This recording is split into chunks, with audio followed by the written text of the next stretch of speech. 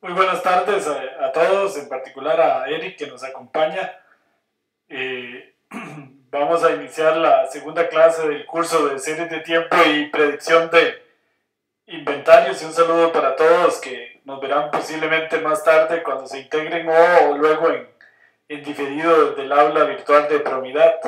Entonces un gusto saludarlos. Vamos hoy a iniciar con el tema de regresión y series de Fourier. Hemos visto en las clases anteriores, en la clase anterior, que en una serie de tiempo es muy importante modelar la tendencia de la serie y la ciclicidad. Entonces, para modelar la tendencia se usa regresión. Por eso vamos a estudiar hoy un poquito de regresión. Y series de Fourier para modelar lo que es la ciclicidad. Entonces vamos a hacer hoy una pequeña, un detalle de lo que es regresión y de series de Fourier. Vamos a aprovechar para explicar la regresión logística como un paréntesis para hacer modelos predictivos, que entre los modelos predictivos que hemos estudiado en los cursos anteriores no estudiamos la regresión logística, que es un tema y una herramienta útil en muchas situaciones para la predicción de, en el caso cuando se tiene una tabla de entrenamiento y una tabla de testing. Entonces vamos a hacer también un paréntesis y vamos a estudiar la regresión logística como modelo predictivo también. Bueno, entonces la idea de hoy entonces es si, dada una serie de tiempo, cómo descubrir la tendencia, si la tendencia es a crecer, decrecer o es estable o es lineal, digamos, la tendencia, y también descubrir la ciclicidad de largo y de corto plazo. Bueno, lo primero que es interesante, vamos a empezar a estudiar regresión. Entonces, ¿cuál es la diferencia de la regresión contra la clasificación o contra los modelos predictivos que hemos estudiado en los cursos anteriores? En la clasificación o modelos predictivos que estudiamos en los cursos anteriores, la variable a predecir siempre fue una variable cualitativa. Y en regresión, la gran diferencia es que la variable a predecir es cuantitativa. Entonces esa es la gran diferencia. Cuando la variable a predecir es cuantitativa, se usa regresión. Cuando la variable a predecir es cualitativa, estamos ante un problema de clasificación o un problema de aprendizaje no supervisado. Y ahí se usan técnicas como máquinas de soporte vectorial, redes neuronales, etc. Y también la regresión, pero la regresión logística. La regresión logística sí cae dentro de este campo. La regresión es cuando uno quiere predecir una variable cuantitativa. Entonces, aclarando ese punto para empezar. Bueno, entonces la regresión es uno de los métodos más clásicos de la estadística, ¿verdad? Que vienen de la estadística básica. Sin embargo, sigue siendo hoy por hoy uno de los métodos más efectivos para hacer predicciones, y sobre todo en el caso en que la variable a predecir es cuantitativa. Entonces, el caso de la regresión lineal con dos variables, que es bastante conocido y también conocido como el problema de mínimos cuadrados, trata de, dado unos datos, por ejemplo estos que están aquí pintados en rojo, de aproximar esos datos lo más posible por una recta. Una recta que pasa lo más cerca posible al mismo tiempo de todos los puntos, aunque no necesariamente pase por ninguno de ellos. Entonces eso es lo que se conoce como regresión lineal, con dos variables. Y la ecuación de esta recta la vamos a modelar como se aprendió en el colegio, que era la ecuación y igual mx más b. ¿Ok? Que aquí vamos a usar, en regresión se usa más beta 0, que sería el b, y beta 1 por x, que la beta 1 sería la m, y el beta 0 sería la b. En regresión, a este se le llama el intercepto, y a este se le llama el coeficiente que multiplica, o el peso que tiene la variable en la regresión. Bueno, ese sería el caso de dos variables. Por ejemplo, en datos que hemos trabajado en algunos cursos anteriores, perdón, ahí tenemos un problemita aquí de audio. Estos datos para predecir el cáncer de próstata con la variable LPSA, cuando esta variable está alta hay mayor probabilidad de cáncer de próstata. Entonces, esta variable se puede predecir con varias variables predictoras. Por ejemplo, podríamos tratar de predecir usando una regresión lineal clásica LPSA basado en Levacol. Predecir entonces esta variable solo basados en esta para hacer una regresión clásica que sería entonces LPSA es aproximadamente beta 0 más beta 1 por L cabo. Esta sería una regresión lineal con una sola variable. Con una sola variable predictora y con una variable a predecir. Ok. Bueno, entonces esta sería la relación y se ve que hay una buena relación. Una variable se puede predecir con otra. Entre mayor sea la correlación entre ambas variables, entonces mejor será el nivel de predictividad. Por ejemplo, aquí se ve que en efecto hay un nivel de relación lineal, o sea que la predictividad de LPSA con base en L-Cabol va a ser buena. Ok, bueno, muy bien. Entonces, perdón, aquí que tenemos un problemita con el audio. Bueno, también se puede hacer una regresión lineal múltiple, donde vamos a predecir con varias variables, como por ejemplo x1, x2 hasta xn. Y la idea es la misma. ¿Cómo se encuentra estos beta 1, beta 0? Usando el criterio de los mínimos cuadrados, es decir, que estas distancias de los puntos a la recta al cuadrado sean mínimas, la suma de esas distancias. ¿Por qué se ponen al cuadrado? Porque algunas de estas distancias son negativas, por ejemplo esta, y algunas distancias son positivas, por ejemplo esta, pero entonces las distancias todas deben ser positivas, por eso es que se les eleva al cuadrado. Bueno, entonces se puede probar que si yo tengo múltiples variables, el beta 1 se puede calcular de esta manera, que es una fórmula similar y que tiene relación con la correlación, y el beta 0 se puede calcular como la media de y menos beta 1 por la media de x. Esto significa la media aritmética de x y esta es la media aritmética de y. Bueno, entonces vamos a ir a ver cómo se hace regresión en R. Regresión lineal, la más básica. En R es bastante simple. Bueno, entonces aquí tenemos en este documento que está en el aula virtual la lectura del archivo prostate data, que es el que vimos antes, y vamos, aquí tenemos las variables L-Cabol, etcétera, etcétera, hasta el LPSA, que es la variable que queremos predecir, sería esta la variable. Bueno, calculamos la correlación y se ve que la mejor correlación con LPSA, o sea, la más alta en valor absoluto, es L-Cabol con LPSA, la correlación es 0.73. Por eso, L-Cabol es un buen predictor, va a ser un buen predictor. Ahorita lo vamos a hacer más adelante usando todas las variables, o usando algunas de ellas, no solo una. Pero la regresión lineal básica es con solo una. Entonces aquí, con esta función que viene integrada a R, LM de Linear Model, yo predigo LPSA basado en la palabra predictora L-Cabol. Y los datos son P-datos, ¿ok? Y aquí me construye el modelo.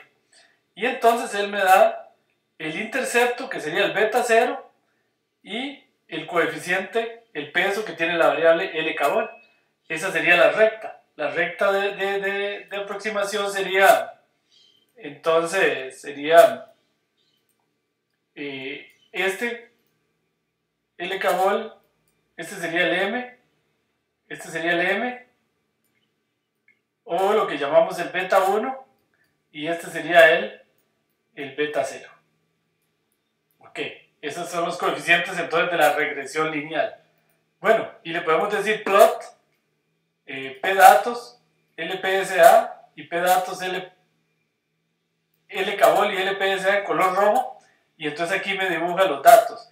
Y con este abline yo le agrego la recta de regresión. ¿Ok? Entonces esa sería la forma. Tenemos un poquito aquí de ruido. Bueno, entonces esa sería una predicción con la generación del modelo. Ok, vamos a ver quiénes están por ahí en este momento. Ok, bueno. Luego podemos, dado el modelo, podemos predecir como siempre con la función predict. Aquí por ejemplo le voy a decir que me prediga tres datos, 0.7, 0.41 y 0.23. Esto significa que voy a predecir cuando lkbol vale 0.7, quiero predecir cuánto va a ser el LPSA. Y le estoy diciendo aquí que me dé además lo que se conoce en estadística como el intervalo de confianza. Entonces aquí me da el fit, que sería la predicción. Esto va a ser LPSA cuando lkbol vale 0.7. Esto va a ser LPSA cuando lkbol vale 0.41. Y esto va a ser LPSA cuando lkbol vale menos 0.23. Y estos son los intervalos de confianza. El intervalo inferior, el lower, y el intervalo superior, el upper. Ok, yo podría predecir también el LPSA basado en otras variables. Por ejemplo, aquí lo estoy prediciendo basado en la edad. Un momentito aquí para ver si arreglo el problema que tenemos de sonido.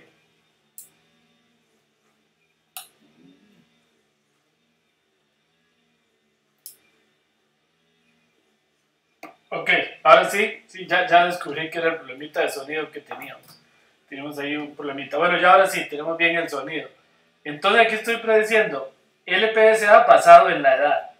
Y construimos otro modelo. Lógicamente nos da otro intercepto y otro peso para edad. Aquí se ve que la regresión es más mala porque los datos son más dispersos. La correlación entre edad y LPSA es más baja que la que teníamos con respecto a lkbol y LPSA, pero igual podemos hacer la regresión y podemos hacer la predicción. Aquí estamos haciendo con predict la predicción para estos 4 valores. Y le pedimos también un intervalo de confianza. Ok, bueno, también se puede hacer regresión múltiple. Vamos a ir al PPT para ver el tema de la regresión múltiple, es decir, predecir con base en todas las variables o en algunas de ellas. Bueno, otra cosa importante antes de ir a la regresión múltiple es cómo medir el error. Normalmente el error de la predicción se calcula, se usa el error estándar de los residuos, el residual standard error, que se calcula como 1 entre n-2 es el promedio de las distancias del valor verdadero versus la predicción.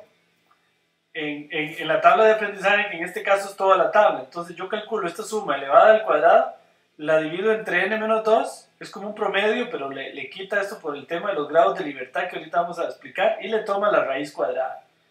Esa es la manera de medir el error. Ok. En el caso de la regresión múltiple, más adelante vamos a hacer funciones para medir el error. La idea, por ejemplo, con 3 variables es, yo tengo aquí una variable a predecir que es y, y la voy a predecir con 2 predictores, x1 y x2. Entonces, en este caso lo que encontramos es el plano que pase lo más cerca posible de todos los puntos, aunque no necesariamente pase por ninguno de ellos, es el que pase más cerca de todos. Es el similar al caso de regresión simple, pero aquí ya no es una recta, sino que es un plano. Que en general la regresión múltiple entonces se puede expresar así. Yo voy a expresar y como el intercepto beta 0 más un peso beta 1 multiplicado por la primera variable x1, un peso beta 2 por la segunda variable x2 y un peso beta p por la variable xp más un error que se espera que sea mínimo. Por ejemplo, yo puedo predecir el LPSA como un intercepto más algo multiplicado por L cabol, más otra constante por el peso, más otra constante por la edad, y así sucesivamente. Esa sería una regresión múltiple, es decir, tratar de predecir esta variable con base en todas. Ahora, es interesante el hecho de que no necesariamente usar más variables mejora el modelo. Eso es interesante, más adelante vamos a hablar más de ello. Puede ser que usando menos variables la predicción sea mejor. ¿Cómo saber cuántas y cuáles son las que se deben usar? Es una pregunta interesante y ahorita la vamos a responder un poco con el método Lazo y el método de Ridge Regression o regresión contraída. Que esos métodos seleccionan las variables. Bueno, eso lo vamos a ver más adelante. Se puede probar en la regresión lineal múltiple, resolviendo este problema matemático, resolviendo el problema de los mínimos cuadrados, que es este, minimizando esa función. No vamos a entrar en esos detalles porque no es el objetivo de este curso. Se obtiene que los betas se pueden calcular como x traspuesto por x, la matriz inversa de eso por x traspuesto por y, donde x es la tabla de datos. Y la predicción se puede hacer como x multiplicado por beta. Más concretamente, bueno, este es el beta y lo que significa esto, perdón, volviendo atrás, es que y, este sería el y que yo quiero pronosticar y este que está aquí es el pronóstico, que es, digamos, una combinación lineal desde el punto de vista del álgebra lineal de los dos predictores. Y entonces aquí, digamos, y va a ser un beta 1, en este caso, como en el que está dibujado, beta 1 por x1 más beta 2 por x2 más el intercepto que me faltó, pero lo voy a poner aquí, más beta 0. Ok. Bueno, entonces así, estos beta se calculan con esta multiplicación matricial. Este beta es un vector, es el vector de todos los betas. Ok, bueno, entonces, algunas preguntas importantes es que también el modelo ajusta los datos. ¿Cómo medir el error? ¿Es al menos uno de los predictores x1, x2 hasta xp útil para predecir la variable a explicar o a predecir y? ¿O tal vez ninguno sirve? ¿O cuáles sirven mejor? ¿Es mejor usar todos? ¿Es mejor usar solo uno? ¿Es mejor usar dos? Esa es una pregunta importante. ¿Todas las variables predictoras ayudan a explicar y? ¿O solo un subconjunto de los predictores es útil? Que es lo que les acabo de decir. Bueno, vamos a ir respondiendo esas preguntas poco a poco. El error cuadrático en general, cuando ya se tienen múltiples variables, se calcula así, como 1 entre n menos p, donde p es el número de variables, menos 1, multiplicado por RSS, que no es más que la diferencia, la sumatoria de las diferencias del valor verdadero, que sería este, menos la aproximación. Entonces vean que esto lo que hace es sumar la diferencia entre la aproximación y el verdadero valor que tenía la variable. Y este 1 entre n menos p menos 1 lo que hace es hacer un promedio. Claro que este promedio castiga en cierta manera el número de variables, porque entre más grande sea p, más grande da este promedio. Entonces él trata de beneficiar aquellas predicciones que se hacen con menos variables. ¿Por qué? Porque entre menos variables tenemos una ventaja, que es más fácil de interpretar el modelo. Entonces ahí trata de castigar un poquito aquellos modelos que usan más variables. Ok, por eso se hace esa resta ahí. También, otro criterio de error que se usa es el error cuadrático medio, que aquí se usa más desde un punto de vista numérico y se hace un promedio. Y es básicamente lo mismo, pero aquí es promediando el número de individuos. ¿Ok? Nada más, así, sí, claramente. Se usa también el error relativo. El error relativo se usa mucho en series de tiempo. Es la sumatoria del valor verdadero menos la aproximación. Es lo mismo. Pero en este caso no se pondera entre n, sino se pondera entre la sumatoria de los y. Es decir, lo que el valor relativo hace es como un porcentaje.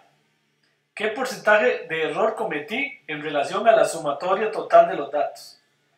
Es decir, digamos, por ejemplo, pensemos que esto eran millones de colones. Entonces yo estoy aproximando una cantidad que en total son 500 millones de colones. O de dólares, para los que nos oyen de otros países, perdón. Entonces lo que estoy diciendo es el error. ¿Qué porcentaje es del total? Por ejemplo, de dinero en ese caso que tenía. Entonces, el error relativo es muy usado porque da como una relación de cuánto es el error relativo a la cantidad que quiero pronosticar. Entonces es un porcentaje. Entonces es más fácil de interpretar. Si este número da 20%, quiere decir como que yo me estoy equivocando en un 20% relativo a la cantidad que quiero predecir. Entonces eso me da una idea a veces un poquito más clara de que si estoy siendo certero o no en la predicción. Ok, vamos a usar entonces la regresión y la función LM de R para hacer regresión múltiple. Vamos a ir a R directamente. Vamos a ver esto en R. La regresión múltiple se puede hacer igual con LM. Yo leo el archivo de datos, como siempre, linear model, y aquí voy a predecir LPSA basado en L-cabol, en L-weight y en H, y en edad. O sea, estoy prediciendo con 3 predictores. Entonces, lógicamente, con estos 3 predictores me da el intercepto. Este sería el peso, el beta 1 de la variable L-cabol. Este sería el peso del alto, de L-weight, sería el beta 2. Y este sería el peso de la edad, que sería beta 3. ¿Ok? Entonces esa sería una regresión múltiple usando 3 variables. Como siempre, ustedes ya conocen de otros cursos, yo puedo predecir LPSA. Si le pongo aquí este símbolo, punto, estoy prediciendo LPSA con base a todas las variables predictoras que estén donde, en la tabla de datos. Ok, y entonces aquí me da el intercepto y un peso para cada una de las predictoras. Ok. Muy bien, una vez generado el modelo, yo puedo leer, por ejemplo, una tabla de datos de testing, New Prostate Data, y le pongo aquí N datos. Aquí está estas, son 10 individuos a los cuales que les quiero predecir el LPSA. Ya aquí lo tengo, pero lo que quiero es predecirlo para compararlo con el valor de LPSA, para calcular el error cuadrático y ver qué tan bueno fue el modelo o no. Entonces predigo, ven, llamo la función predict, le paso un modelo y le paso los nuevos datos, y en pred me queda la predicción. Esta sería la predicción. Como no le puse interval confidence aquí, no me dio el intervalo de la confianza. Aquí le puedo poner la opción interval confidence, entonces me da el fit, que es la predicción, que sería esta misma. ¿Okay?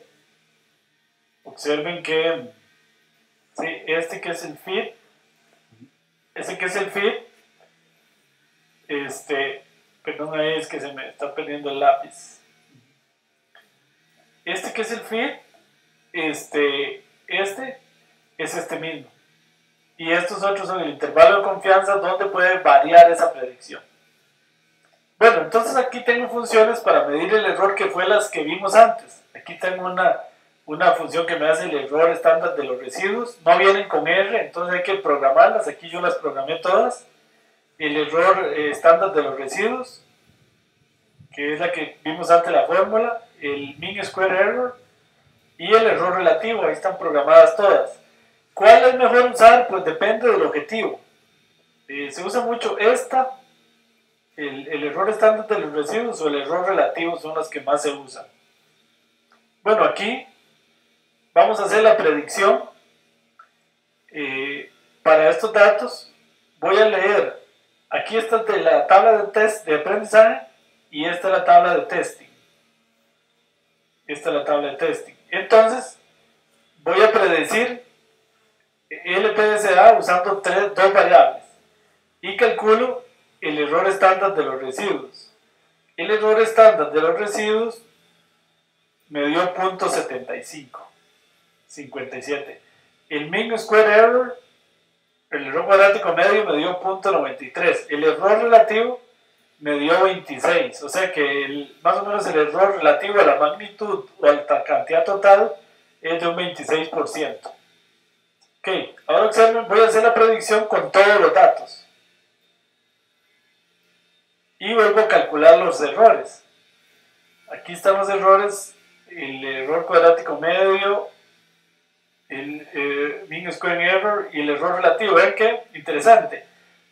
Por ejemplo, usando el error relativo cometí un 29% de error, mientras que usando solo dos variables había cometido un 26%. O sea que más bien, al usar más variables, desmejoró la predicción.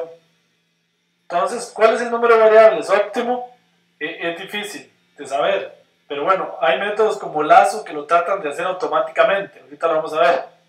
Con una variable, con solo L-cabol, hago la predicción. Aquí vemos los errores, pero basándome en el error relativo nada más, se ve que es el 30%, entonces ahí es peor todavía la predicción. Es interesante, peor que usando todas, pero usando dos variables fue un poquito mejor. Bueno, más adelante vamos a ver ese tema. Aquí con tres variables, con cabol, SBI y weight, vamos a ver cuál fue el error, 29%. Que anda parecido. Bueno, muy bien. Entonces, vamos a continuar con los métodos de contracción, que se conoce como el Ridge Regression o la regresión penalizada, el método de Lazo y el Elastic Net, que son métodos que tienen la ventaja de que tratan de seleccionar las variables. Este Ridge Regression no selecciona variables, sino que lo que hace es penalizar o castigar aquellas variables que no aportan mucho a la regresión.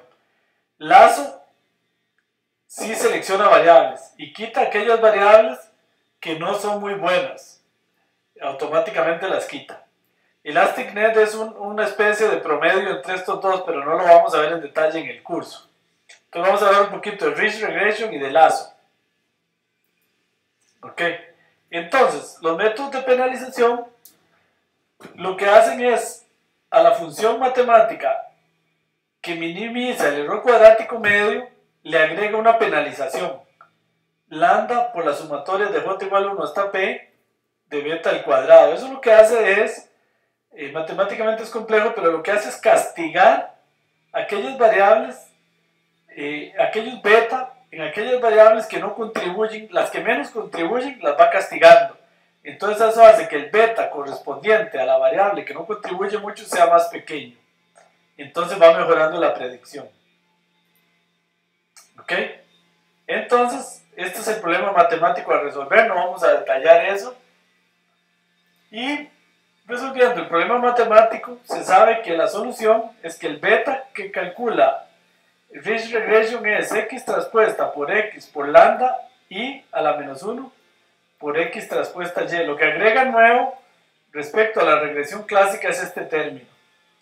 Pero bueno, lo más importante aquí es el efecto. El efecto es que aquellos beta o aquellos pesos de las variables que no están aportando mucho, los hace más pequeños, los encoge. Y entonces eso hace que la predicción sea mejor, porque le da mayor importancia a las variables que más contribuyen a la predicción y menos importancia a las que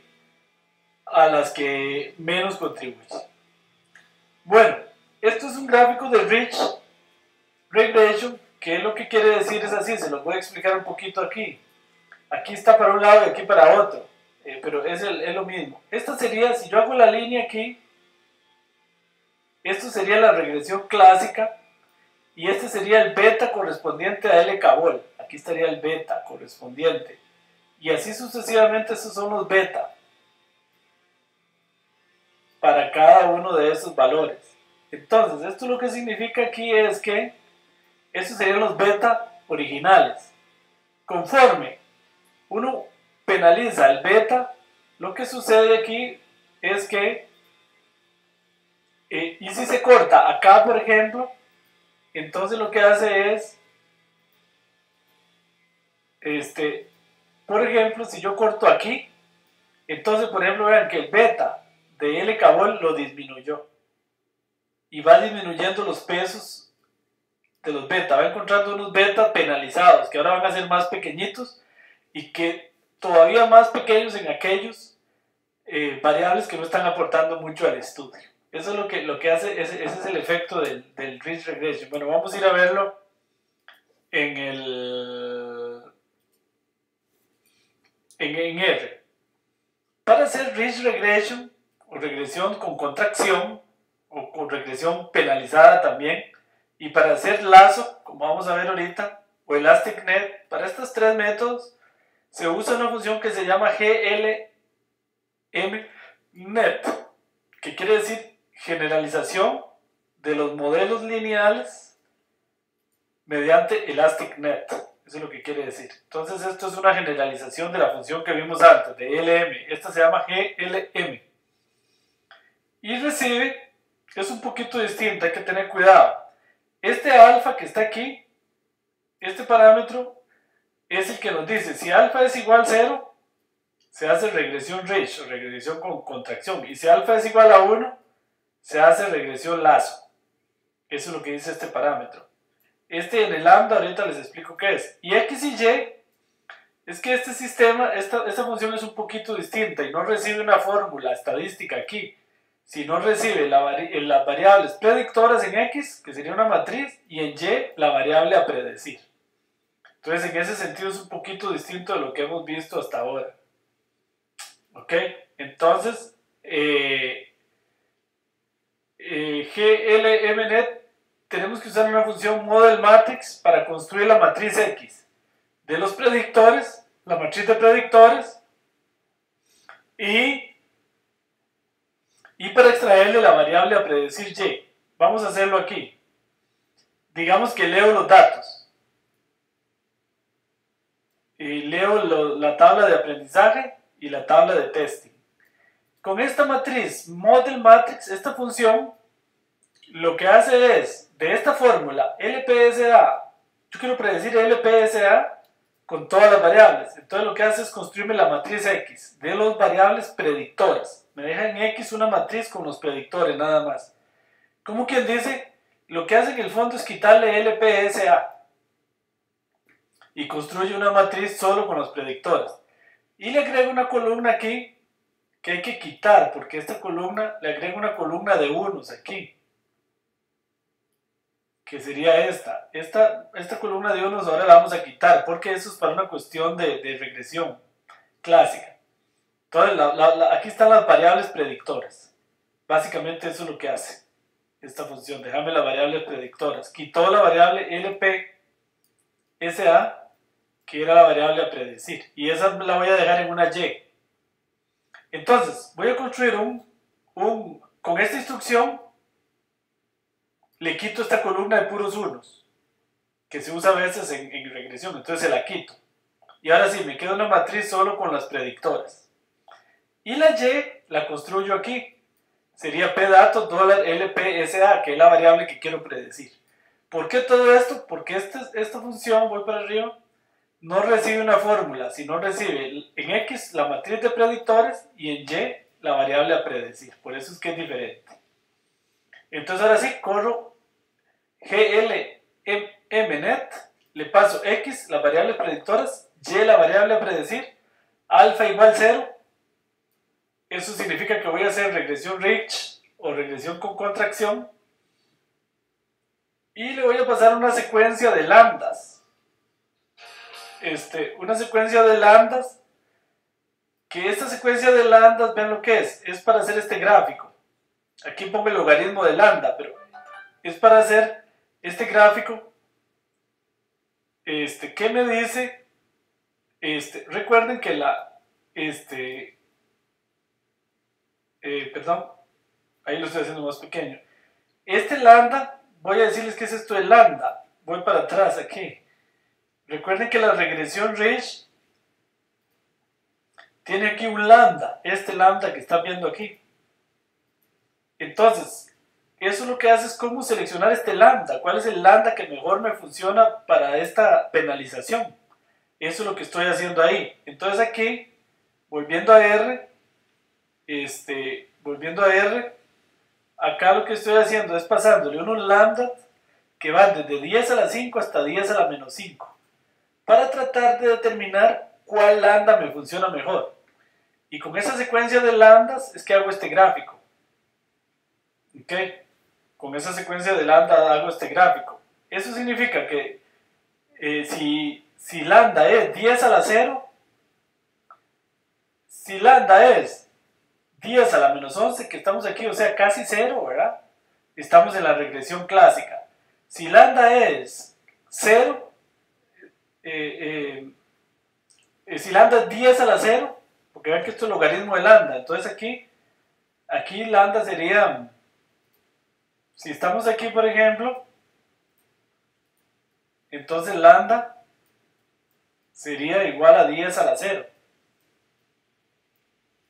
O sea, sería igual a 1. Entonces, para ese valor de lambda, así es como penaliza, los beta los penaliza. Aquí sería la regresión clásica. Entonces, estos son los betas, son aquí. ¿Ok? Y esto sería para 10 igual 10 a la 0. ¿Ven? Y entonces, entre más grande se va haciendo lambda por aquí, por ejemplo, lambda aquí sería lambda igual 10 a la 5. Entonces ahí el lambda es grande, ¿verdad? Entonces, entre más grande lambda, más pequeños los coeficientes, más pequeños los beta. Aquí en el eje Y están los beta. ¿Ok? Entonces, esa es la idea de esa secuencia de lambdas, poder construir este gráfico.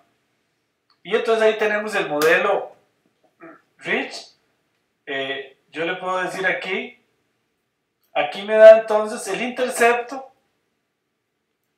y el coeficiente para cada uno, el beta para cada una de las variables. En esta primera columna estaría, aquí en esa primera columna tenemos perdón, hasta aquí, el caso, el clásico. ¿Por qué hay 10 columnas? Porque yo le di 10 valores de lambda. Este sería con lambda, el mayor valor de lambda, y este con el más pequeño. O sea, esta sería la regresión clásica. Ahora, R por dicha y el paquete, hay una manera de decirle que él me calcule el lambda óptimo. Y voy a ir hacia eso de una vez, ¿verdad? Bueno, aquí calculo el error relativo y los errores usando lambda 5, por ejemplo, usando el número 5. Y si yo quiero que el paquete directamente me escoja el lambda perfecto, uso la siguiente función que les voy a mostrar. Yo corro esta función que se llama CVGLMNet, que quiere decir Cross Validation. Aquí el paquete, GLMNet, determina usando validación cruzada cuál es el lambda óptimo.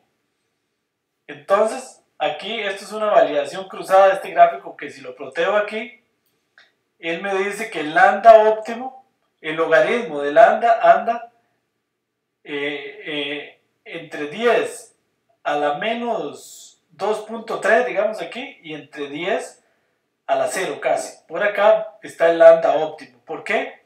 Porque esta es la validación cruzada. La validación cruzada me da el error máximo y el error mínimo y el error promedio en todos los fold, en todos los grupos que hace validación cruzada. Entonces, hay una función que se llama, de ahí, esta lambda mínimo, ahí me da el lambda óptimo que yo debo usar. Entonces, ahora sí, ya para usar la predicción, ese lambda óptimo lo guardo en uno que se va a llamar mejor lambda, y entonces yo hago la predicción con el Rich Model, que es el que construí arriba, y le paso en ese el mejor lambda, y en NewX los nuevos datos. Entonces aquí me aseguro de que mi predicción es la mejor posible con este método, porque le paso el mejor lambda que me da ¿quién? Esta función que calcula el lambda óptimo usando validación cruzada. Por dicha no tenemos que complicarnos, aquí no hay que hacerlo a pie como hacíamos en el curso de calibración y selección de modelos, porque el modelo ya trae internamente la validación cruzada para encontrar el lambda mínimo. Ok, entonces aquí vemos por ejemplo que el error relativo es 28%, mientras que si usamos un lambda cualquiera, escogido, por ejemplo, acá, hacia arriba, yo escogí un lambda cualquiera, aquí lo hice con lambda igual con 1005, de los 10 que le di, y el error relativo es del 29%, un poquito más grande que si usamos el lambda óptimo, que nos dio 28%. Es pequeña la diferencia, pero hay una diferencia.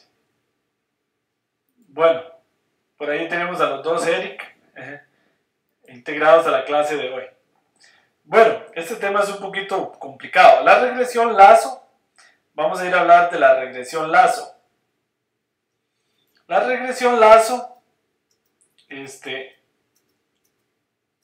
fue propuesta por este señor que vemos ahí en una foto con mi persona, el profesor Robert Tipsinari, que es profesor de la Universidad de Stanford en California, con quien tuve el honor de ser estudiante, de ser su estudiante en el programa postdoctoral en Data Mining allá en la Universidad de Stanford en California. Este es el padre de la regresión lazo y también uno de los padres, junto con el profesor Brad DeFront, de los métodos de validación cruzada y los métodos de bootstrapping, un profesor muy famoso.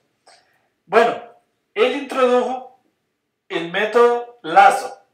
El método lazo, igual que el Rich, incluye una penalización. La diferencia es que el Rich usaba aquí beta cuadrado y él usó aquí valor absoluto de beta. Pareciera ser insignificante esa diferencia, pero tiene una gran diferencia, y es que el método lazo sí elimina aquellas variables que no aportan mucho a la regresión, les asigna un beta igual 0. Entonces eso en el fondo lo que hace es eliminarlas, gracias a esta penalización. Bueno, para resolver eso hay que hacer un poco de matemáticas un poco complejas, pero bueno, al fin y al cabo lo importante es que el lazo sí encuentra soluciones que castigan aquellas variables que no aportan mucho a la regresión, mientras que el Rich lo que hace es nada más contraerlas. Lazo las elimina del todo. Bueno, entonces por ejemplo aquí, esta es una regresión, el mismo gráfico que analizábamos antes, lo vuelvo a explicar un poquito. Este sería el coeficiente beta para LK-Ball en una regresión clásica. Este sería el coeficiente de SBI, este sería el coeficiente de LPSA, este sería el coeficiente de edad en una regresión clásica que sería partiendo aquí. En una regresión lazo, por ejemplo, si yo parto aquí en 0.4 el logaritmo de lambda, entonces solo me va a usar a estas variables de aquí para allá, les asigna 0 en el beta. Entonces va a ser la predicción solo usando SBI, weight y LK-Ball. Él descubre aquí que es mejor usar solo estas tres variables, esta y esta, que son estas. Y estos son los beta. Este sería el beta de LK-Ball, este sería el beta de esta variable y este el beta de SBI y este el beta de weight. Y las demás variables tienen beta 0. O sea, eso significa que todas estas otras variables las elimina del estudio. Era mejor solo con 3. Ok. Bueno, vamos a ir a ver cómo se hace esto en matemática. En R, perdón. Vamos a ver, por ahí tener una pregunta. Eric me dice, digamos, bosques aleatorios. ¿Ese método de selección de variables puede ser usado con otros métodos o aplica únicamente para regresión? No, este método solo aplica para regresión, Eric. Buena pregunta. Sí, el lazo es una generalización de los métodos de regresión, no de los de otros métodos. No se ha escrito nada al respecto.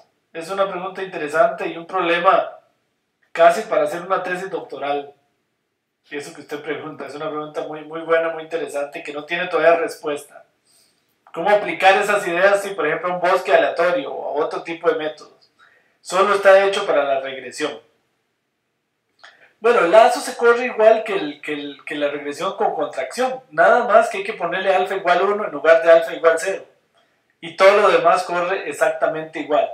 Vuelvo a explicar rápidamente. Recuerden que este método no recibe una fórmula, sino recibe en X, en una matriz X, todas las variables predictoras y en Y la variable a predecir. Entonces, con esta función matrix model, construimos un conjunto de variables con las variables predictoras. Es decir, al fin y al cabo está sencillo como que le quitó la variable LPSA, que es la variable a predecir. Y luego aquí usamos, sacamos la variable a predecir. Entonces, aquí le pasamos X y Y. En X están las predictoras y en Y la variable a predecir. Construye una secuencia de lambdas. Esto es para probar. Uno puede, esta parte, si uno no quiere, no la hace, porque el sistema la hace solito. Que va desde, observen que esa secuencia de lambdas, perdón, acá, va desde 10 a la menos 5, perdón, ahí se me fue, desde 10 a la menos 5 hasta 10 a la 5. 10 números que van en ese intervalo. Aquí están esos lambda. ¿Para qué hago esos lambda? Es para hacer este gráfico. Yo hago el lazo model, le paso X y Y, alfa igual 1, y le paso la secuencia de los lambda. Y si le doy plot, entonces él me grafica este modelo que queda muy bonito, que es con todos esos 10 lambda que yo le di. Y aquí pone log de lambda, o sea, esto sería 10, esto es el logaritmo, el exponente, entonces sería 10 a la 0, o sea 1, con lambda igual 10 a la 10, y con lambda igual 10 a la menos 10. Entonces, ven que cuando lambda es 10 a la menos 11, si lambda es 10 a la menos 11,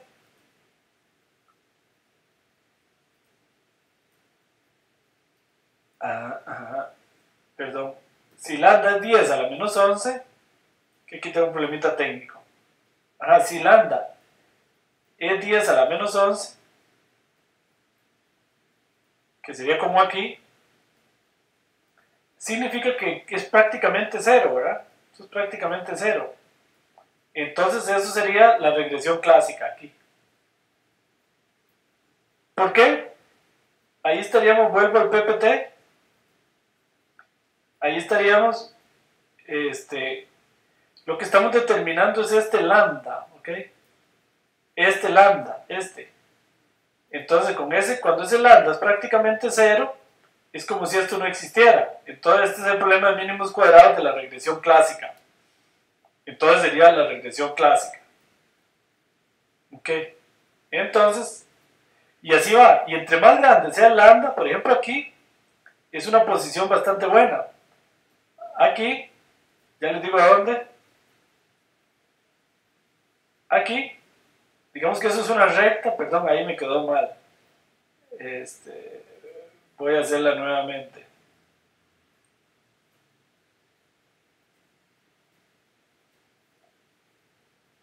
Aquí, digamos que por ahí, en realidad aquí, me quedan solo 3 variables y él elimina todas las demás del estudio.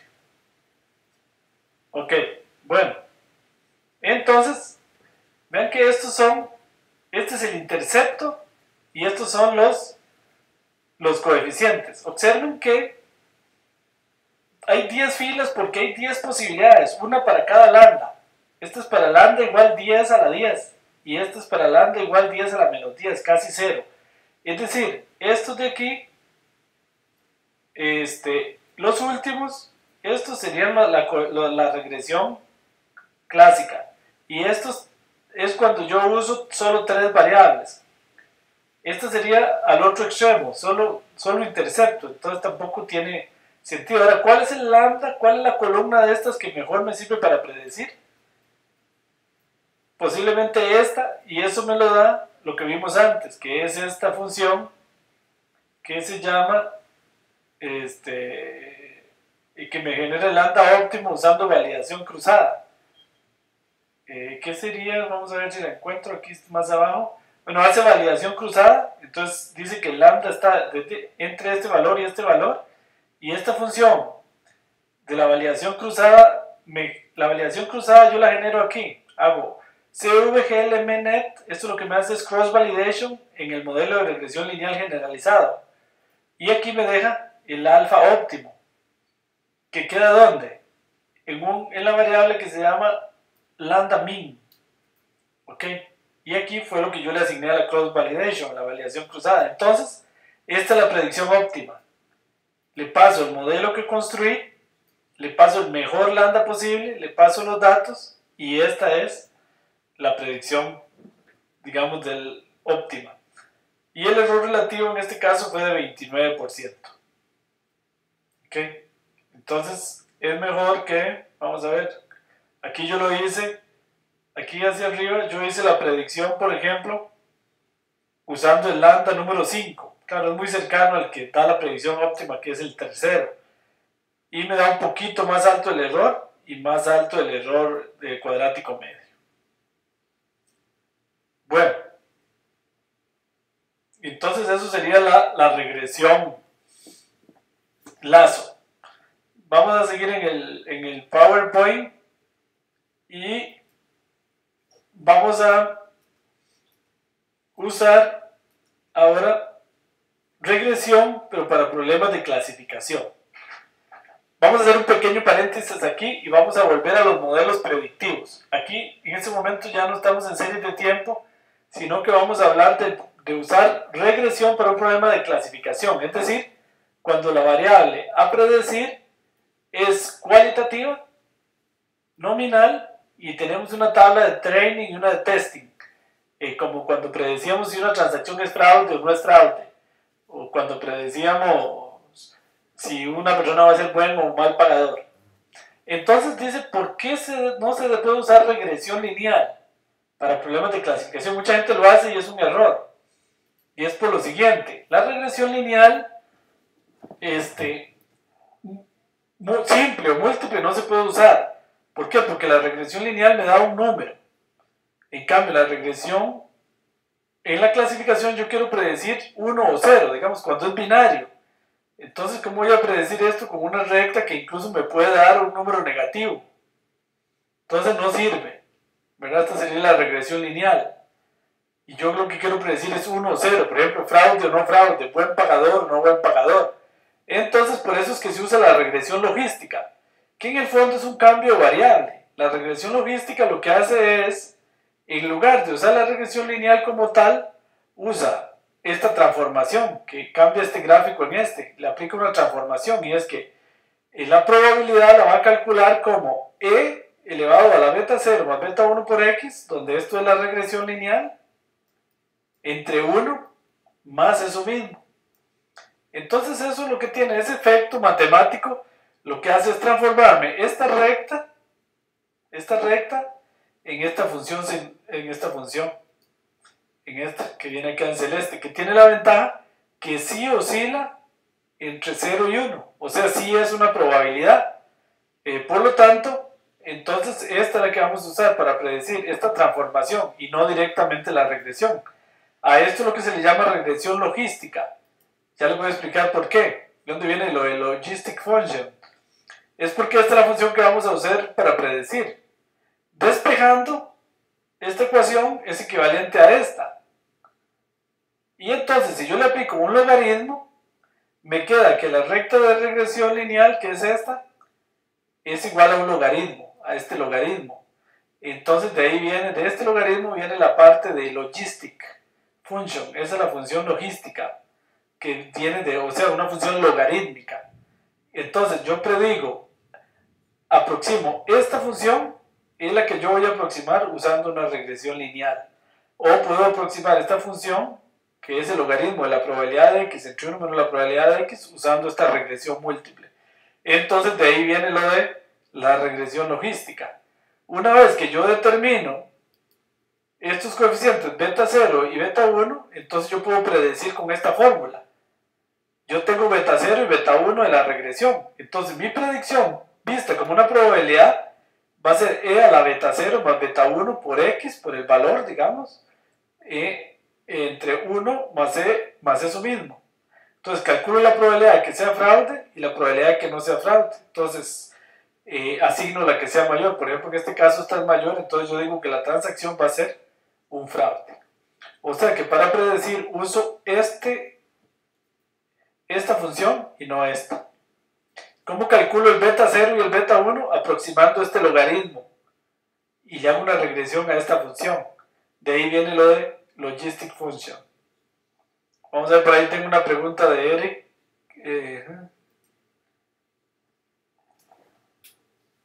dice similar a la transformación que hace Support Vector Machine, que puede ser kernel lineal o sigmoide. No. Simplemente aquí es Eric, si yo voy a usar regresión para hacer clasificación, uso regresión logística y no regresión clásica, que ya le voy a explicar cómo se hace en R, para decirle que use regresión logística y no regresión. Eso es lo que vamos a ir a ver en R, en este momento. Entonces voy a usar regresión logística. La regresión logística se usa muchísimo. Entonces, lo que hay que hacer es, el LM es igual, nada más que cuando yo uso LM o GLM, que es otra función que se usa para hacer regresión logística, no se usa LM, sino GLM. Y se le pone family binomial, aquí. Entonces vean, por ejemplo, aquí leo los datos. Aquí tengo, ¿recuerdan el problema de scoring? Voy a trabajar otra vez con mi scoring para predecir si es buen pagador o mal pagador. Aquí leo la tabla de training, aquí leo la tabla de testing, y para generar el modelo uso GLM. Voy a predecir buen pagador con toda la tabla de datos, con todos los predictores. La data está en aprendizaje y hay que decirle aquí family binomial. ¿Ok? Family binomial es cuando tengo que predecir 0 o 1. Si yo tengo más variables aquí, por ejemplo, que es 1, 2 y 3, entonces aquí tengo que ponerle family multinomial, porque son 3 predictores. Binomial es solo para 2. Ahora, este paquete GLM solo funciona para binomial, no funciona para multinomial. Hay otro paquete por ahí en R que funciona para multinomial, pero este no. Este solo funciona para cuando el problema es binario, predecir 0 o 1, fraude o no fraude, buen pagador o no buen pagador. Ok, entonces ahí ya construyo el modelo, y este modelo me da las probabilidades. Este modelo lo que responde es la probabilidad en este caso de ser buen pagador o no ser buen pagador. Entonces estos contras es importante hacerlo porque es para ver si el modelo internamente él está codificando el 1 como sí y el 0 como no. Esto es porque él trabaja en base 0 o 1 y yo quiero ver cómo los codificó, porque internamente este GLM codifica las variables. A una le pone 0 o 1. Entonces yo ocupo saber cuáles sí y cuáles no. Aquí me dice que ella codificó sí como 1 y 0 como no. Entonces esto es para hacer una regla de predicción. Esta regla de predicción voy a hacerla así. Voy a hacer un vector que se llama predicción, una repetición de nos con el número de tamaños de t-testing. Es decir, estoy haciendo un vector de puros no para cada uno de los elementos de la tabla a predecir. Le estoy agregando un no. Voy a suponer que todos son no. Y aquí la regla de predicción es esto. Si la probabilidad que me dio el modelo aquí es mayor a 0.5, entonces le asigno un sí. Y si no, se me queda en no. ¿Por qué? Porque aquí lo inicialicé todos en no. ¿Okay? Esto es una regla de probabilidad. Esto hay que hacerlo, es como hacerlo a pie. La mayoría de los modelos que vimos en el curso anterior, él lo hacía, pero aquí tengo que hacerlo yo a pie. Esto es lo que se conoce como una regla de clasificación. Y una vez que he hecho eso, entonces en predicción ahora sí me queda sí o no, sí o no, sí o no, dependiendo de si lo predijo mayor a 0.5 o menor a 0.5. Y aquí está la matriz de confusión. Y vemos que en este caso tiene un acierto del 86% y un error del 13%, lo cual es bastante bueno para este problema que ustedes recordarán, era un problema bastante difícil. Ok, vamos a ver, por ahí tengo una pregunta de Eric.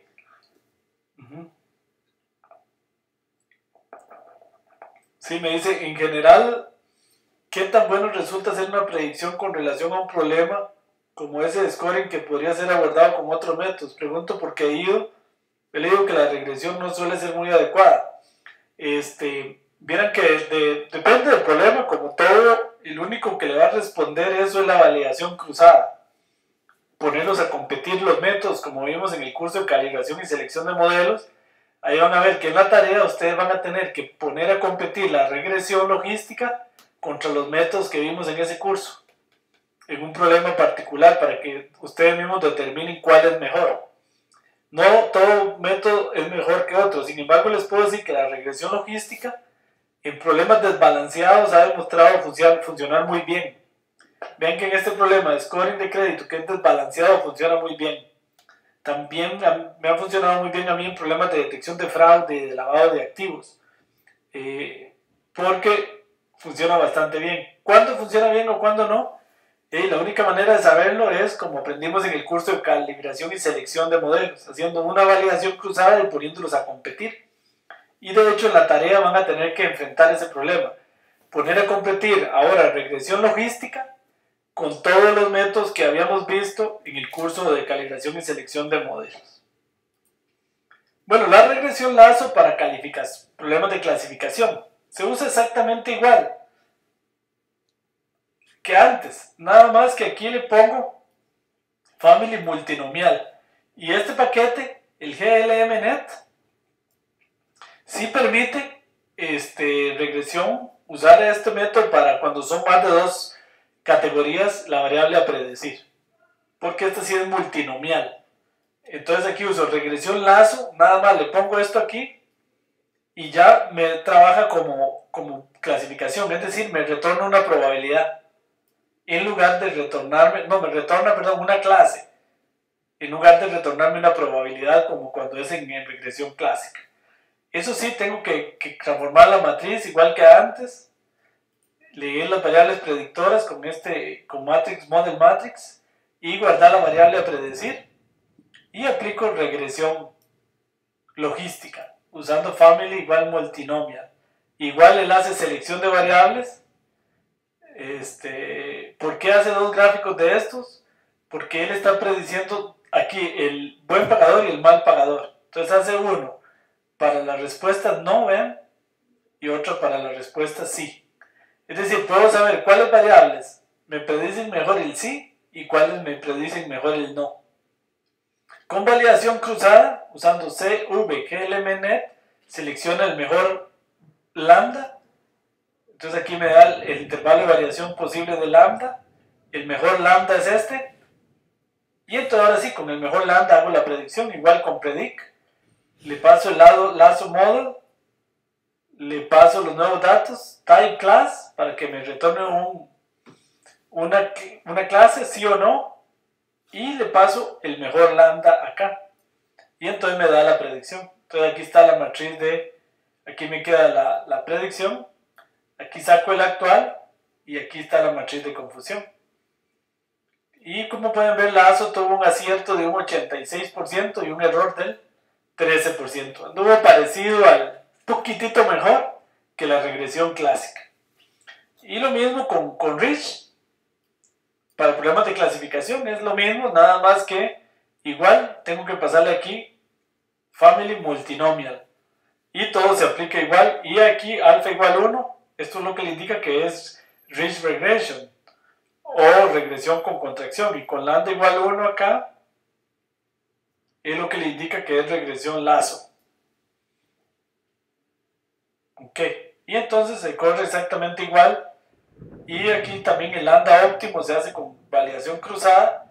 Y aquí está la matriz de confusión. Y la predicción fue bastante similar: 86% de éxito y 13% de error. Bueno, entonces, hasta ahí. Si tienen alguna pregunta, dejamos el tema de la regresión. Entonces lo que hemos hecho es repasar regresión y ver regresión logística como un paréntesis. Volvimos a los problemas de clasificación porque yo quería que ustedes conocieran lo que es la regresión logística, que se utiliza mucho en la calle. Casi todos los paquetes comerciales traen regresión logística. Entonces, que ustedes conocieran regresión logística. Volviendo a la serie de tiempo, vamos a hablar del peridiograma y la serie de Fourier. Recuerden que la serie de Fourier, ya la regresión que usamos ahora era para predecir la tendencia, si era creciente, si era decreciente o si era, digamos, constante. Ahora con el peridiograma vamos a predecir los ciclos. Vamos a tratar de predecir los ciclos. Para eso se usa el periodiograma y la serie de Fourier, para modelar los ciclos y cada cuánto hay un periodo. Para eso se usa el periodiograma. Hoy vamos a ver cómo se hacen en general, y la próxima clase vamos a ver cómo ya se aplica esto en una serie dada, cómo extraer el periodo. Bueno, resulta que una función periódica es aquella función que cumple que f de t es igual a f de t más t mayúscula, donde t mayúscula es el periodo. Es decir, es una función que cada cierto periodo de tiempo se repite, o es muy similar. Por ejemplo, los cajeros automáticos que tienden cada 15 días a seguir el mismo patrón. Entonces, en ese caso, el t sería 15. Tenemos un periodo de 15, una ciclicidad de 15, porque cada 15 días tiende a repetir lo mismo. Eso es lo que se llama el periódico. A la constante mínima para la cual se cumple lo anterior se le llama el periodo. Entonces es muy importante en la serie de tiempo determinar el periodo. Y las funciones se pueden repetir cada nt, ¿sí? Porque digamos cada 15 días se repitió, otros 15 días se repitió y así va, ¿verdad? Entonces cada quincena repite el mismo patrón. Ese sería el n. Bueno, aquí entonces, ¿cómo se modelan las funciones periódicas? Las funciones periódicas se modelan con senos y cosenos, que son las funciones típicamente que hacen estas oscilaciones. Entonces, usando senos y cosenos, sumas de senos y cosenos, esto es lo que se le llama una combinación que lo que modela es una serie de Fourier. A esto se le llama la amplitud, y esta es la serie de Fourier que nos permite modelar la ciclicidad de una serie. No vamos a entrar mucho en detalles de eso porque por supuesto se requeriría un curso entero de cálculo en varias variables, pero a eso se le llama la transformada rápida de Fourier.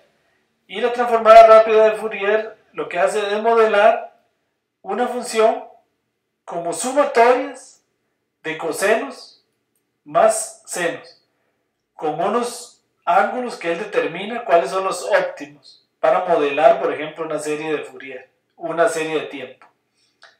¿Okay? Entonces al final la parte periódica de una serie de tiempo se hace usando esta sumatoria. Y es algo así como una regresión, pero no usando polinomios, sino usando senos y cosenos. Entonces no nos genera rectas, sino nos genera funciones con oscilaciones de este tipo, ¿verdad? Una especie de polinomio trigonométrico, también se le llama a esto. Porque no son x al cuadrado, sino coseno y senos. Eso se le llama las funciones, las transformadas de Fourier, o polinomios trigonométricos. Bueno, el periodiograma es una especie de sintetizador que, dada una serie de tiempo, como este que estamos viendo acá a la izquierda, nos genera este gráfico. Y nos genera unos gráficos con unos picos aquí. Estos picos van a ser los periodos. Esos picos determinan los periodos. Entonces, por ejemplo, el pico más grande es el periodo más importante. Este sería el segundo periodo más importante, el tercero más importante y el cuarto más importante. Hoy vamos a aprender cómo hacer el periodiograma. De hoy en 8 les voy a explicar cómo leer del periodiograma ya cuál es el número. Si los datos se repiten cada 15 días, cada 30 días, cada 7 días, cada 8 días. Entonces, cómo leerlo de aquí. Hoy vamos a aprender a hacer el gráfico y de hoy en 8 interpretarlo. ¿Ok? Vamos a ver si tengo una pregunta en el chat. En el ejemplo de los cajeros, posiblemente habrían dos picos en las quincenas. Generalmente en los cajeros hay dos picos. Uno que me dice que es cada quincena y otro que me dice que es cada 7 días.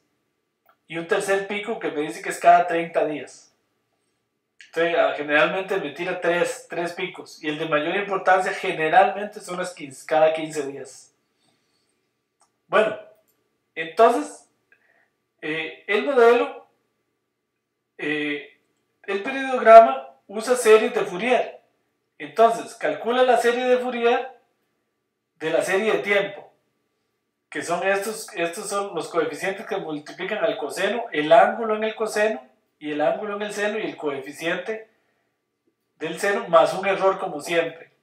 Y entonces el periodiograma lo que hace es graficar esta función que está aquí, a p al cuadrado más bp al cuadrado, donde este hace el coeficiente del coseno y este b es el coeficiente del seno dividido entre 2W, que es la frecuencia, que es el ángulo. Entonces, bueno, no se preocupen si no entienden mucho estas fórmulas a detalle, porque no pretendo explicarlas porque es imposible en la amplitud de este curso. Pero esta función me grafica el peridiograma, que me da esto que está aquí. Perdón, se me fue para atrás. Esto es lo importante que quiero que sí entiendan. ¿Cómo se interpreta? Esta es la serie de tiempo. Digamos que está aquí a la izquierda. Y este es el peridiograma. Entonces, estos peridiogramas me dirían, por ejemplo, que el periodo más importante de esta serie es cada 7 días. Si esta es la frecuencia. Ahorita vamos a ver cómo determinar la frecuencia, lo vamos a ver en la clase que viene. Cada 7 días. El segundo periodo más importante es cada 5 días. El tercero cada 20 días y el cuarto cada 10 días. Entonces, bueno, por suerte, R tiene una función que hace todo este enredo que estamos viendo aquí y que de una vez me genera el gráfico. Y simplemente yo tengo que ver los picos y saber a través de estos picos cómo encontrar la frecuencia. Que eso de la frecuencia se lo voy a explicar de hoy en 8 días. ¿Ok? Entonces ven aquí, esto es una serie periódica y con un periodo completamente perfecto, ¿lo ven? Se repite perfectamente.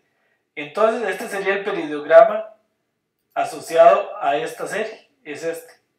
Y se observa que tiene un solo pico. ¿Por qué? Porque este es un periodo perfecto. Cada cierto número de días repite exactamente lo mismo. Entonces es una función periódica perfecta. Entonces el peridiograma me da un solo pico. Y de aquí puedo leer cada cuánto es.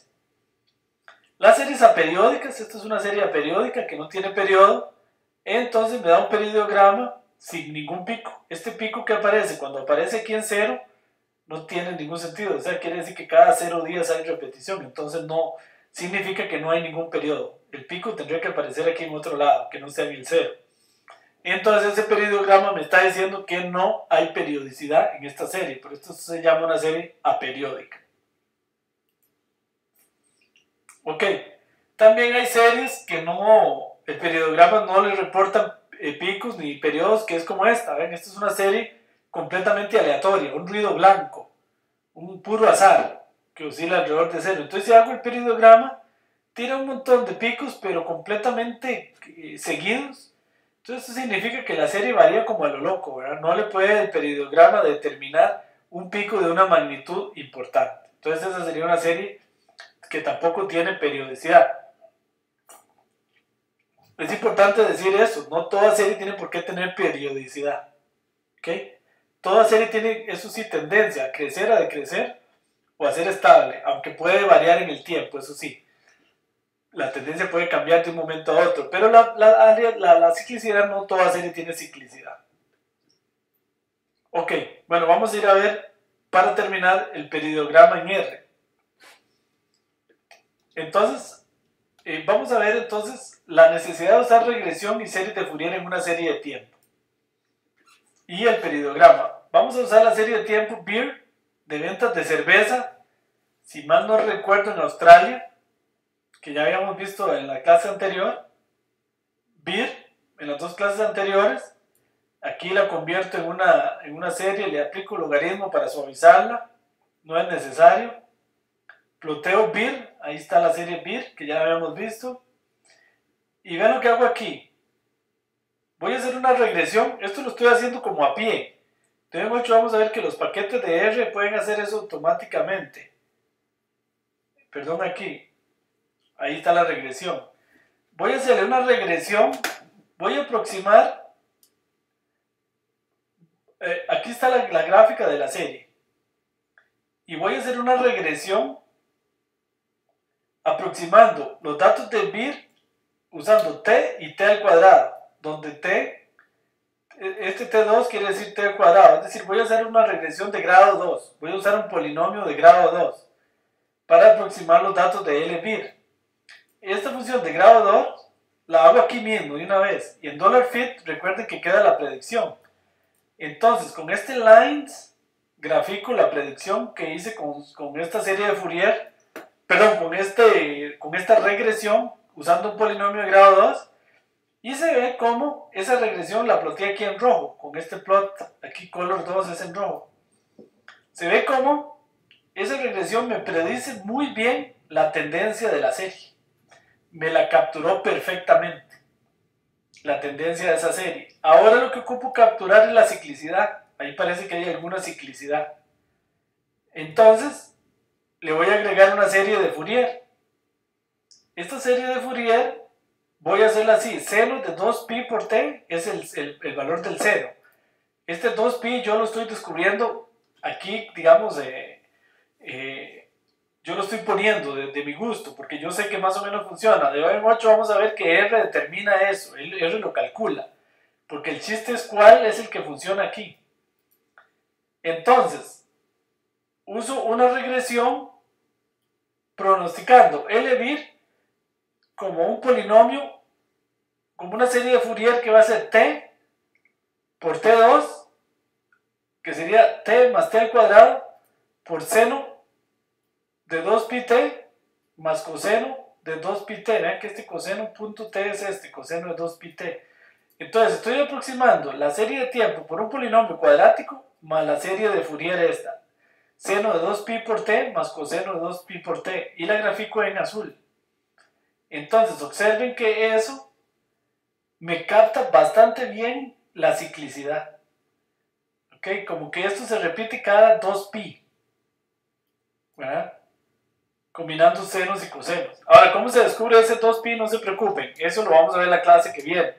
Cómo R puede descubrir esa ciclicidad. Pero aquí lo que quiero ilustrarles es por qué es tan importante estudiar la regresión para medir la tendencia y las series de Fourier para capturar la ciclicidad. Ok, aquí hago lo mismo, pero con un cajero automático. Voy a aproximar un cajero automático usando un polinomio de grado 3 y unos senos y cosenos ahora con 2 por 25pi. O sea, estoy usando 50pi para tratar de pronosticar la ciclicidad. Y aquí está, aquí lo grafico. Entonces se observa que no está muy bien, porque agarra un poquito la ciclicidad, pero demasiado poco. Tendría que usar algo aquí mucho más fuerte, como 500pi o 5000pi, para que eso oscile mucho más fuerte. Esto tiene que oscilar más fuerte, así. Entonces, para que oscile más fuerte aquí, yo tendría que usar un más agresivo. Un valor más grande ahí me hace que eso oscile más agresivamente. Ahora, eso se los pongo para ilustrarles que no es tan fácil. Eso lo determinan los métodos de Box y Jenkins y los métodos de Hall-Winter. Como vamos a ver en las próximas dos lecciones, sí. Ok. Bueno, el peridiograma. Entonces, ¿cómo se hace en R el peridiograma? Para terminar. Entonces, el peridiograma de la serie BIR, por ejemplo, con este $spec.pgram pueden ver la ayuda y ver todas las opciones para esta función spec.pgram, que es la que hace el peridiograma. Entonces aquí leo la serie BIR, la convierto con TS en una serie de tiempo, iniciando en 1956 con una frecuencia de mensual, o sea 12 al año, y esto me hace el peridiograma. Este peridiograma me dice que hay un pico importante, dos picos importantes, uno aquí y uno aquí, en una frecuencia 1. Este no cuenta, porque este es en 0, ese no cuenta. Hay un pico importante aquí y otro no tan importante aquí, en una frecuencia de 1. La próxima clase les voy a explicar cómo transformar esta secuencia en número de días. Esto no es el número de días, es la frecuencia de la serie de Fourier. Pero de hoy en 8 les voy a explicar cómo transformar esto en número de días. Hay que hacer un calculito ahí. ¿Ok? Pero por ahora lo que quiero que aprendamos para esta tarea es a graficar el peridiograma. El peridiograma del cajero 101, esto log igual no es para que no la suavice usando logaritmos. Si le quito eso, él la suaviza la serie de tiempo usando logaritmos. Le aplico un logaritmo. Aquí está el peridiograma de la serie de tiempo. Y vemos que hay del cajero automático. Vemos que hay aproximadamente como 3 periodos importantes. Este es el más importante, el segundo más importante y el tercero. Hay 3 periodicidades, que es lo que hablábamos antes. Esta es la quincenal normalmente, esta es la mensual y esta es cada 7 días. Los cajeros tienen esos tipos de ciclicidades. Cada 30 días, cada 15 días y cada semana, normalmente, no siempre. Pero de hoy en 8 vamos a descubrir cómo leer eso aquí. Hoy no les estoy diciendo, este eje no me da exactamente eso. Ok. Entonces, aquí lo tengo, el BIR. Bueno, esto, no sé por qué está repetido esta parte aquí, que me grafica esto quedó repetido, por favor ignórenlo, no sé por qué. Es la serie LBIR, haciéndole la serie de Fourier. Ok, no sé por qué está otra vez. Bueno, aquí está el cajero 102, haciéndole el peridograma. Le estoy haciendo regresión, usando series de Fourier al cajero 102. Y me queda, tampoco capté muy bien, ¿verdad? La tendencia del cajero sí se capta que es casi constante. Y aquí la serie de Fourier no me captura muy bien la ciclicidad. ¿Por qué? Porque yo le estoy poniendo aquí, a gusto mío, sin ninguna ciencia en este momento, 50 pi aquí. Aquí lo que hay que hacer, repito, es ponerle algo mucho más agresivo, 50.000, número más grande aquí para que esto oscile más fuertemente y simule un poquito mejor esa serie que es tan oscilatoria. Aquí está el peridograma del cajero 102, de nuevo nos da 3 periodos. Este es las quincenas, cada 7 días y cada 30 días. Aquí es más importante cada 7 días que cada 30 días. Ok, bueno, no sé si tienen alguna pregunta. Sí, me pregunta Eric que si el periodo no sería un monto sino una tendencia. Sí, no, el periodo no es un monto ni exactamente una tendencia, porque una tendencia, cuando hablamos de tendencia, estamos hablando de, Eric, de que crece, decrece o es constante la serie. Eso sería la tendencia. Cuando estamos hablando de periodo, antes por ahí atrás lo definimos. Cuando estamos hablando de periodo, lo que estamos hablando es de cada cuánto hace el ciclo. Digamos, esta serie, digamos, este valor mínimo, cada cuánto se repite. Eso es lo que se llama la ciclicidad. Cada cuántas veces repite el valor mínimo. Entonces, por ejemplo, normalmente una serie de tiempo lo repite cada 15 días. No el valor mínimo, pero es igual, ver el valor máximo. Cada cuánto se repite el valor máximo. Entonces no puede decir cada 15 días. ¿Ok? Entonces, eso es lo que se le llama la ciclicidad. Y eso es lo que trata de determinar el periodo. Cuando él vuelve como a empezar.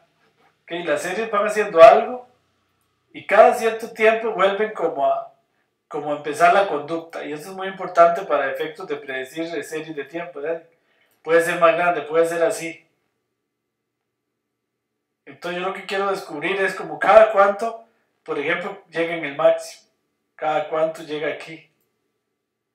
Entonces el periodograma es lo que le hace, le descubre cada cuántos días deben pasar para que vuelva a repetir el máximo. O algo aproximadamente al máximo, ¿verdad? No tienen por qué ser exactamente iguales, pero sí iguales. Eso es lo que descubre el periodograma. Ok. No sé si le queda claro, Eric.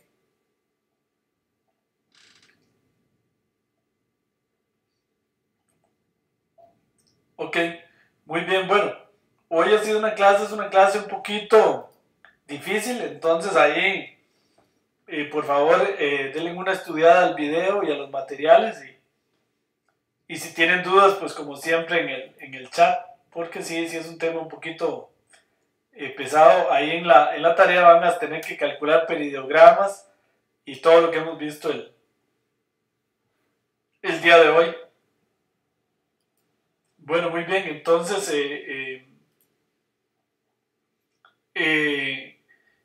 Si no tienen más preguntas, si tienen alguna pregunta, y si no, pues nos vemos de hoy en 8 como siempre, a la misma hora. Muy bien, bueno, un saludo para ambos, Eric, que son los que nos acompañan el día de hoy, y para quienes nos van a ver más tarde o mañana o el fin de semana en diferido desde el aula virtual. Un saludo para todos y todas y nos vemos de hoy en 8 días. Muchas gracias por la atención. Nos vemos. Hasta luego.